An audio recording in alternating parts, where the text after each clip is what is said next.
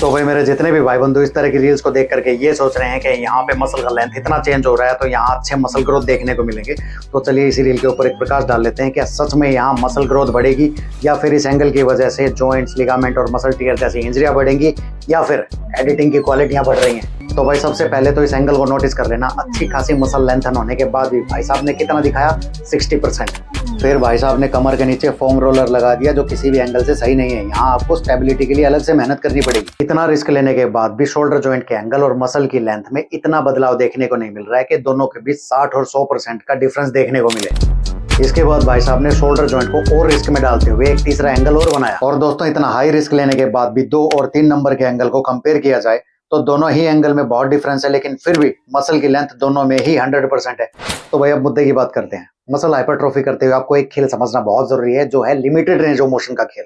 चाहे जितना मर्जी खींच लो या जितना मर्जी कॉन्टेक्ट कर लो, लेकिन एक लिमिटेड रेंज ऑफ मोशन में अगर आप अपने आप को ट्रेन करेंगे तो बढ़िया है। फॉर एग्जाम्पल ये बोतल है, सपोज करते हैं कि ये एक्टिन है और ये मायोसिन है।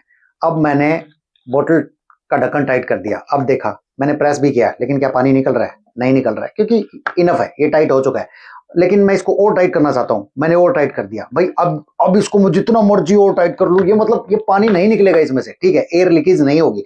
लेकिन अब मैं इसको और टाइट करते चले जाऊं तो क्या होगा? हर दिन अगर मैं इसको और टाइट करूंगा तो इसका रेंज ऑफ मोशन बढ़ते चले जाएगा, या तो ये ढक्कन फ्री हो जाएगा या फिर यहां से क्रैक हो जाएगा। ठीक इसी तरह से वेट ट्रेनिंग का खेल जब आप लंबे समय तक किसी भी जॉइंट्स के साथ हाइपर एक्सटेंशन में खेलते हैं तो आपको जॉइंट्स की इंजरी हो सकती है, जॉइंट डिसलोकेट हो सकता है, फ्री हो सकता है, या टेंडनाइटिस इंजरी हो सकती है, लिगामेंट टियर हो सकते हैं, या फिर मसल टियर भी हो सकता है। बस इतना ही।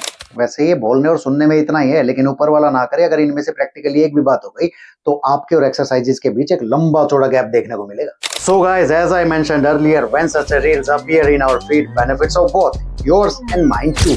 But if you accept this, then my benefits even more, because maybe in the future someone among you could have gotten injured, but now that won't happen. Yay! तो दोस्तों मानो तभी जब सीख लगे, नहीं वही करो जो ठीक लगे। Thank you so much guys.